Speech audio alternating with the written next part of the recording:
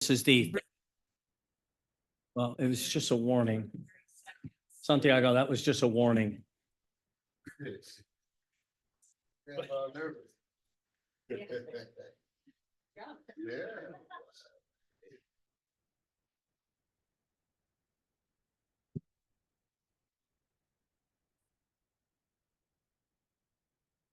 All right, ladies and gentlemen, good evening. Welcome to the regularly scheduled meeting of the Board of Directors for Sacramento Metropolitan Fire District for Thursday, September 26, 2024 at 1800 hours.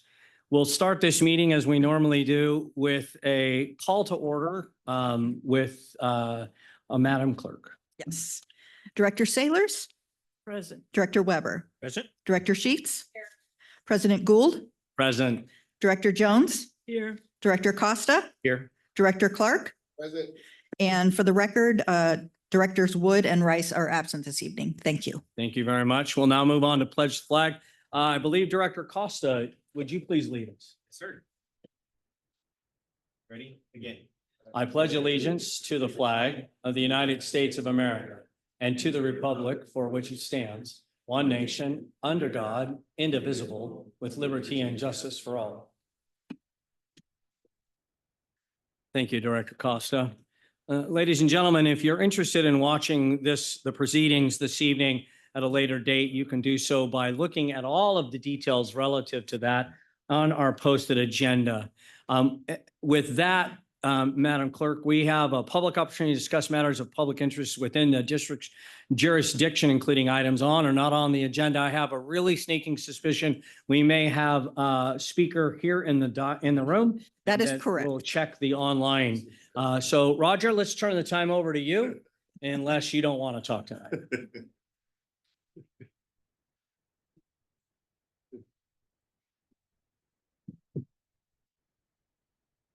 Board chairs, members of the board, chief, members of the staff, and public. I just come tonight to thank the members of the board that have purchased tickets to our fundraiser and to let you know that we're sold out. That doesn't mean if somebody wants to come that doesn't have a ticket, I think we can sneak you in. But I thank the board very much for the participation. And I know that Chief Mitchell is going to be there in place of our regular chief because he'll just be getting off of an airplane. So he's going to take the place of our world-class speaker and say a few words. So with that, I would be happy to answer any questions you might have. Any questions for Mr. Mitchell and that event that he's come and shared with us? I will tell you, having witnessed another world-class speaker in Washington, D.C., you guys are in good hands. Okay? Thank you. Thank you. Appreciate that. Let's now move on. Do we have any speakers online that would like to address the board? No speakers online at this time. Oh, okay, that's hurtful. Let's move on to consent items. I'll entertain a motion for consent. Mr. Chair, I so move. Thank you. We have a first and a second. Before we call the roll, any questions about it? Okay, thank you very much, Madam Clerk. Director Sailors, Aye. Director Weber, Aye. Director Sheets, President Gould, Aye. Director Jones, Aye. Director Costa, Aye. Director Clark. Thank you. Motion passes. The consent calendar is adopted. Thank you very much. We'll now move on to action items. We have two items this evening. Really fun to hear from not only this world-class speaker, but we also have some good news for the citizens of this region as we deal with these resolutions. So, Madam Castleberry, welcome. Thank you. Thank you. Glad to be here tonight, bringing you two grant awards that the district has been notified that we have received from FEMA. So the first one is the Staffing for Adequate Fire and Emergency Response Grant Award. Back in April, we submitted an application totaling $11.8 million for the funding of 21 firefighter positions in order to address staffing challenges. We did hear 2 weeks ago, September 3rd, a little too late to make it for final budget, but we did hear that we were fully funded for that award at $11.8 million. That is anticipated to cover salary and benefits, like I said, for 21 firefighters over an approximate 3-year period, give or take, depending on exactly the total amount of salary and benefits. There is no match requirement. So our recommendation here tonight is that you accept this grant award, authorize the fire chief or his designee to administer this grant. And then we do need to make a budget amendment to the G Fund budget for this grant. So those are the 2 resolutions before you tonight related to this grant award. Any questions?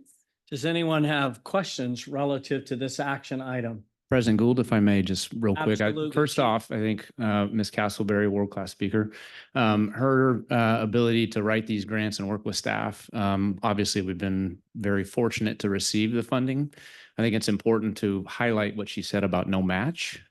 That is one of the first, if not the first time that that's happened. But I think it's also important to recognize for the 21 positions, it's to maintain our staffing, not to increase. And so this is another one of the efforts to make sure that we have funding to keep our service delivery level. And we're going to need to keep looking at opportunities to increase that over time. So thank you. Good job. Chief. Yes, luckily the SAFER program does have sort of some guidelines that allow departments to use that funding to best meet operational needs. So that is what we intend to do with that funding. Director Weber, you had a question. Thank you. Could you explain to the knucklehead in the room what no match means? No match means that all of the funding comes from the federal government. We do not have to pay for any of the funding. So some grants, like the one we're going to talk about next, we submit a grant application for $11.8 million. They fully fund $11.8 million. Whereas on the next one that we'll talk about, we submit a grant application for 498. They're only going to fund a portion of that, and we have to have a match requirement, a 5% match. It kind of varies. AFG typically has a 5 to 15%. SAFER typically does not have a match. They will pay full salary and benefit costs, and then you basically just use up the funding. So sometimes it lasts all 3 years. Sometimes it does not, just depending on what actual costs are. Yep. Thank you. I just want to say something to the community as a whole, that I think it's really important for them to understand the work you do. Okay. I mean, we're talking millions of dollars that come into this organization because the hard work that you and your team do, that the community then doesn't have to worry about.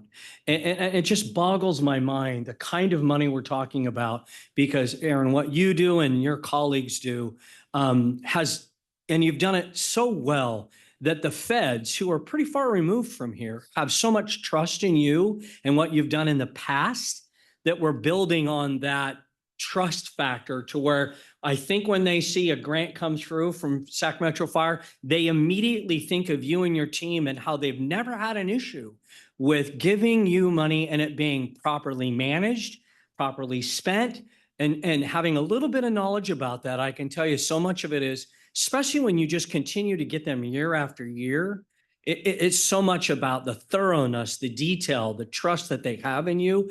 And I just want to make sure that the community understands how blessed we are as an organization, but really bigger, the entire community, to have you and your team in place, because I believe we're talking tens of millions of dollars over the last several years that you have brought in. And you're so humble about it. I mean, 11 million bucks, come on, that's huge for us. It allows us to have so many flexibilities as electeds to spend that money in different places, equally as important. But I can't praise you and your team enough, honestly. It is just amazing to me when you're so humble and say, oh yeah, we got $11 million last week. I'm like, what? That's huge, right? So kudos to you. Kudos to everyone that supports you and works with you. And please never go away. Well, I know there was a question last board meeting I was watching on Zoom, and somebody had a question about the total amount of grant funds that we had. I may know. Reports. Yeah. So I actually did calculate that, went back and calculated since 2012, it's been just about $60 million. So it's about 5 million per year on average. It varies, but that's, and some of those have been regional grants. So not all of that money, has come right to Metro Fire. Some of But- that we've been able to help our. But it was neighboring 6-0. agencies. Yes. Yeah, you deserve a bologna sandwich. That's awesome. Thank you, ma'am. And with that, are there any other questions for this esteemed colleague? With that, we have 2 resolutions that we need to make on this one action item. So I'll entertain a motion for the first resolution. And I had. a Second. And we've got a second. And the resolution is accepting the FY 23 Safer Grant. Madam Clerk, will you please call the roll? Yes, Director Sailors, Aye. Weber, Sheets, Gould, Aye. Jones, Aye. Costa, Aye. Clark. Perfect. And then we need another motion to adopt the budget amendment to the final budget for the grant funds 212G for fiscal year 24-25. Yeah. Mr. Chair, I recommend the board adopt the budget amendment resolution as stated in our packet. Thank you. Second. Second. Second.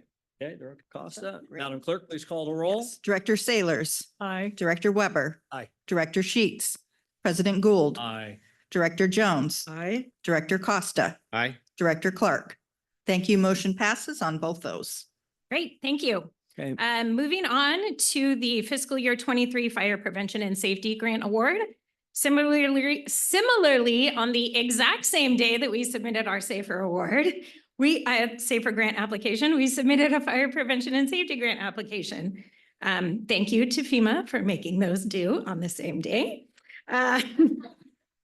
This one was, the application total was 498,458. This was to fund 1 full-time position in our fire investigations unit to help, one of the fire prevention and safety program goals is to actively, aggressively investigate every fire. And we do have a staffing need in our FIU, so this was to fund 1 additional position for that unit. We did receive a partial award on that, so FEMA came back to us and had some questions on some of our costs. So we submitted an adjusted budget for that based on their recommendations. And so the total grant award is $411,821, of which $19,611 is a match requirement. So that'll be funded through the general fund. So that is anticipated to cover the cost of 1 fire investigator for a 2-year period. It's a 2-year performance period. So this one has several resolutions because we have a match requirement. We also have to amend the general fund. So we have a grant acceptance resolution. We have a resolution to amend the budget for 212A. And then we also have a resolution to amend the budget for 212G.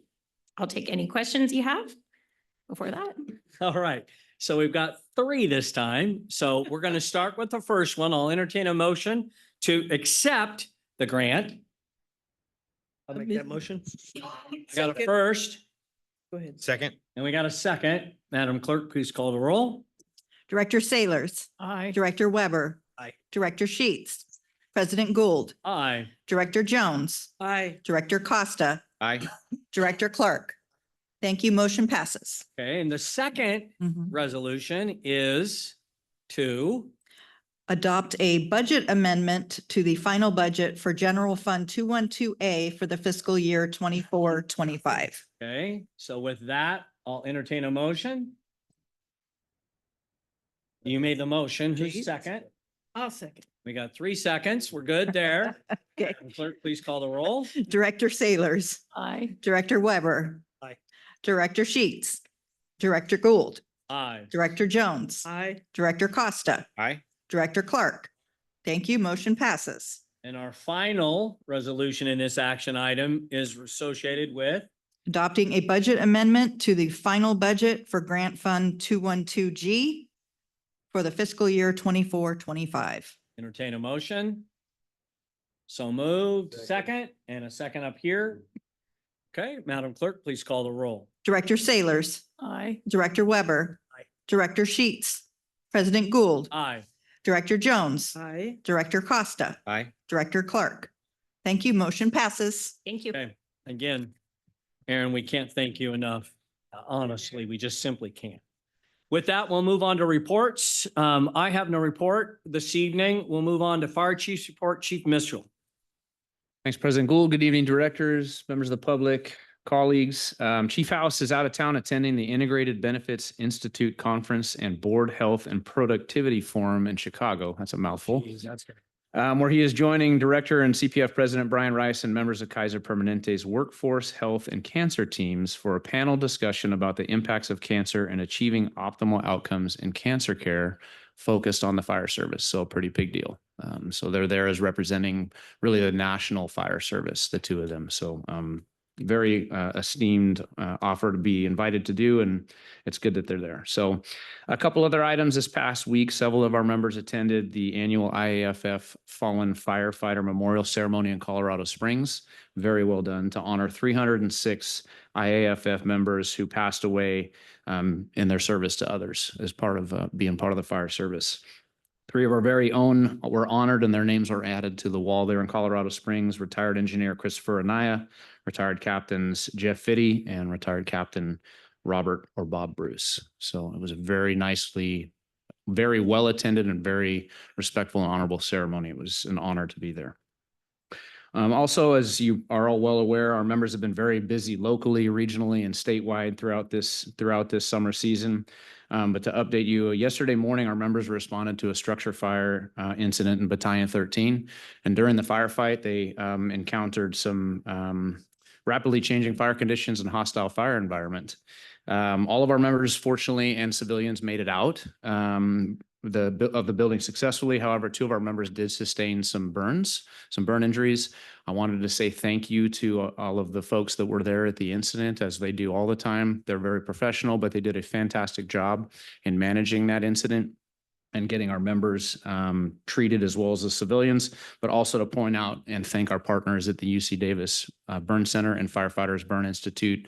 The Burn Liaison Team and the Burn Institute came down and helped treat our members at the highest level. Fortunately, they were treated and released that same day. They are at home resting and have some follow-up, but I'm happy to report they are at home with their families, and their families are being taken care of. So a couple of upcoming events, the Kickoff Fire Prevention Week that's here coming up October 6th through 12th. Metro Fire has been collaborating with CERT, Firefighter Burn Institute, UC Davis Health, American Red Cross, Kiwanis Club, and the City of Rancho Cordova. And we'll be hosting a night at the museum on Monday, October 7th from 4 p.m. to 6 p.m. The event will be held at the Sacramento Children's Museum here in Rancho Cordova, and will offer interactive stations that include home escape planning and fire safety and prevention for all of the folks that attend there. So a very, very exciting event for us to be a part of, and just say thank you to COR and April West for putting that together with our partners. There's also an open house upcoming at Station 28, is scheduled for October 19th from 10 to noon. And then finally, on a little more somber note, unfortunately, this past Monday while on duty, Engineer Tim Hall from the West Sacramento Fire Department passed away. I would like to request a moment of silence before we go into closed session, before we adjourn the meeting tonight, for Engineer Hall. His family and the West Sac Fire Department family are all in our thoughts and prayers. They're doing well, and we're there standing them up and helping them any way we can, and we will continue to do so in the coming months. It's a very big loss for them. So their service details are pending and will be announced once they're finalized. And that ends my report, unless there's any questions. Any questions for Chief Mitchell relative to his report? Chief, thank you for that. I have it on good authority that the event that takes place annually in Colorado has also been posted on our Facebook, our MySpace, our AOL, and all those other social media things by our PIO. So if you've never seen that, I strongly encourage you to go watch that. One, it increases the number of likes that he gets, and it's a worthwhile experience to see just the professionalism when we intern names in something so powerful. So with that, let's move on now to our operations report. Chief Healy, I see you're in the audience. Thank you for being here. President Gould, members of the board, Chief Mitchell, friends and colleagues. My name is Kylie Keeley. I'm the B Shift Commander. For tonight's AC Spotlight, I wanted to speak briefly about the implementation of a fourth squad. So on the 4th of the 7th of August, I was given the responsibility to lead the project charter to add service delivery to Metro Fire in the form of a fourth squad. Through a lot of collaboration and communication with multiple aspects of Metro Fire, it was decided quickly that it would be placed at Station 53. We were able to implement that through the hard work of so many others in just 22 days. So from the idea to the implementation 22 days later, which had a dramatic effect on the service delivery abilities at Station 53, our busiest firehouse.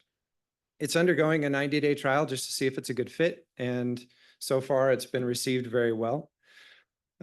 Just a little anecdote. On the morning of the 29th, I was getting off duty at my normal shift, and I drove down to Station 53 just to welcome the new crew, speak with the captain, and see if there was anything that we had omitted.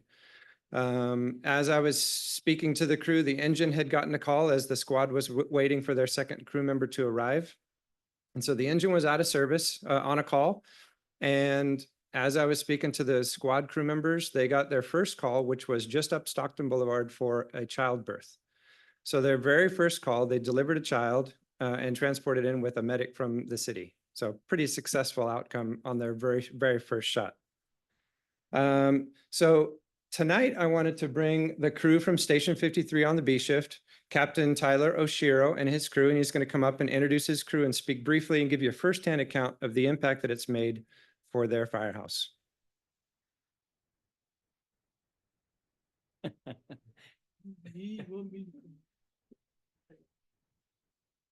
Oh, President Gould, members of the board, Chief Mitchell. Hi. Feels like just yesterday I was in you're your doing class. great. Okay. We're a My friendly name's audience. Tyler Oshiro. I'm newly promoted captain. I've been at 53 for about 6 months. I get the pleasure of being the B shift captain at 53. If anybody knows anything about 53, it's a busy station running 5,000 calls plus, a year. This is my crew.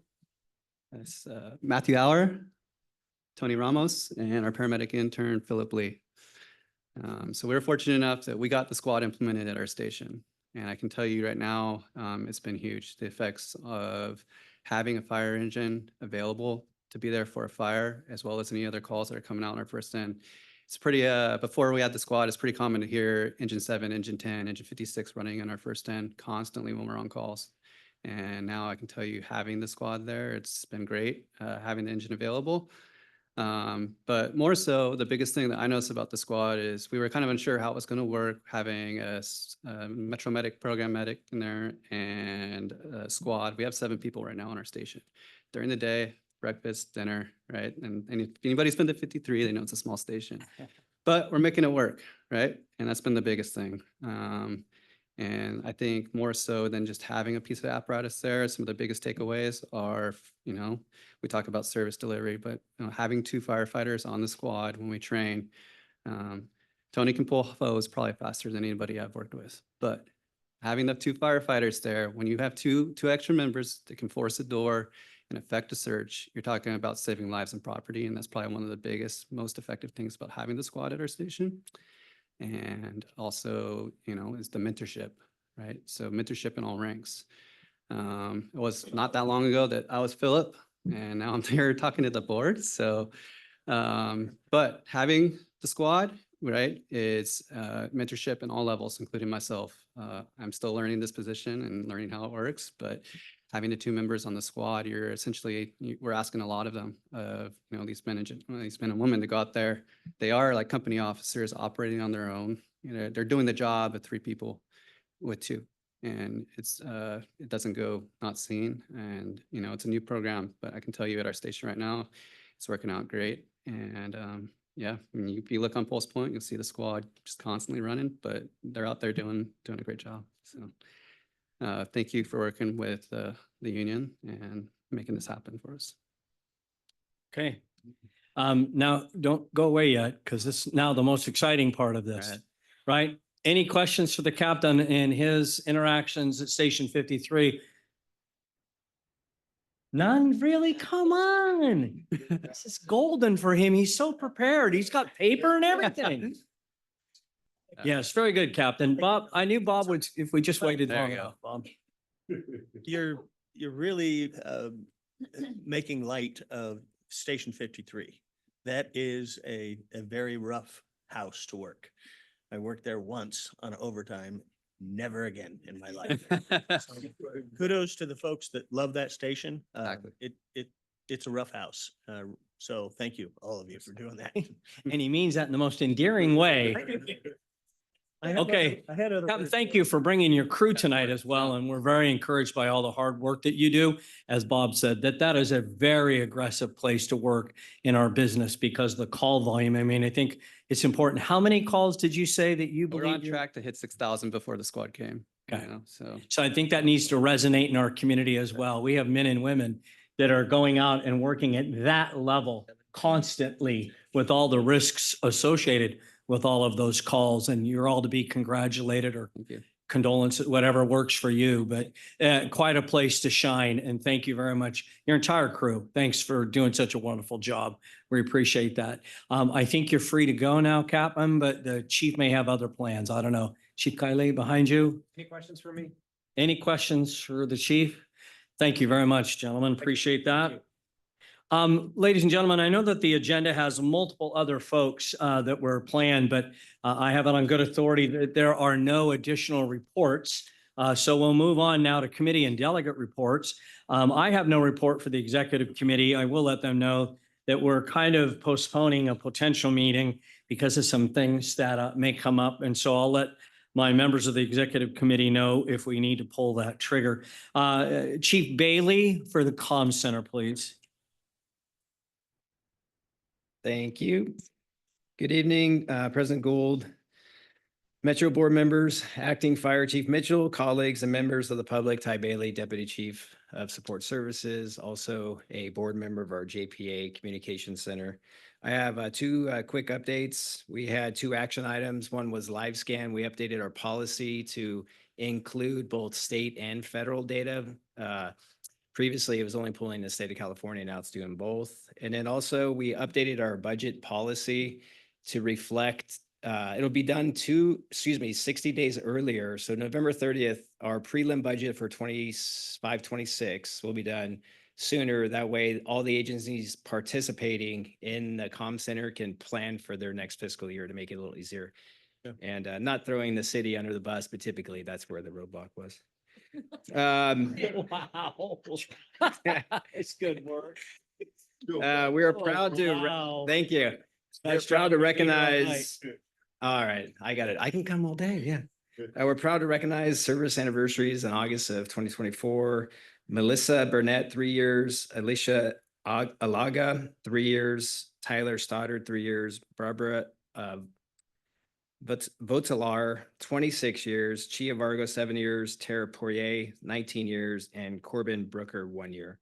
So congratulations to all of them. And our next meeting is scheduled for October 8th here at Metro headquarters at 0900. If you guys want to come to the board meeting, you're more than welcome. Okay, retirees over here. Thank you. End of report. Any questions for the comedian, Chief Bailey? Nothing? Appreciate it. Thank you very much. Director Jones, you have finance and audit. Thank you, sir. The Finance and Audit Committee did not meet tonight, and our next meeting is October 24th, 5:30 in these chambers. Thank you, ma'am. Moving on to Policy Committee, Director Costa, you're up. Thank you. No report from the Policy Committee. Our next meeting is October 10th. Thank you very much.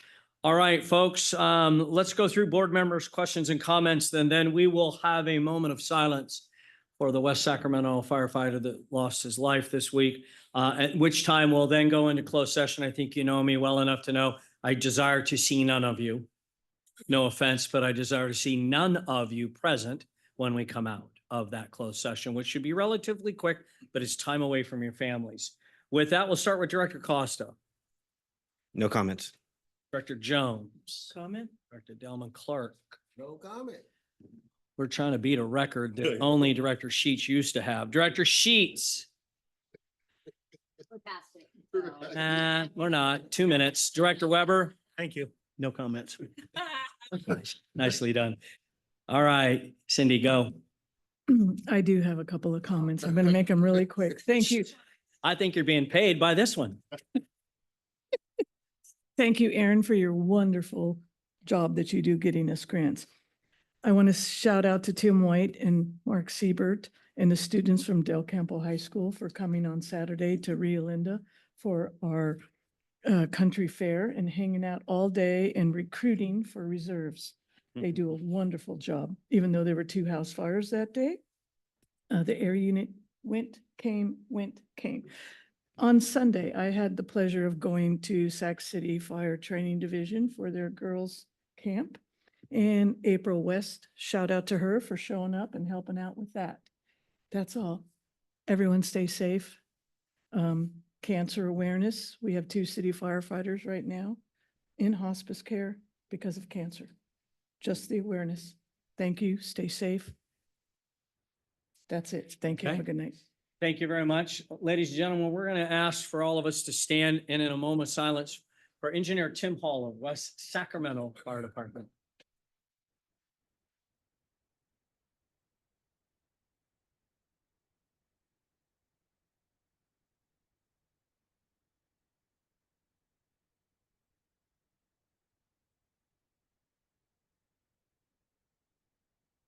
Thank you very much. We'll suspend for closed session. Back to. We're going to have our general counsel report out on the closed session items. All right, thank you, President Gould. The board met in closed session with respect to 2 items. The first was the workers' compensation claim of employee Holly Wagner. The board voted unanimously to give authority to its third-party administrator and workers' compensation attorney to effectuate a settlement of that workers' compensation claim. Number 2, the board met in closed session to consider issues relating to the fire chief evaluation. No reportable action was taken. Thank you very much. Appreciate that. And again, ladies and gentlemen, I'd like to close this session tonight in honor of the fallen firefighter from West Sacramento. Godspeed to his family. Thank you.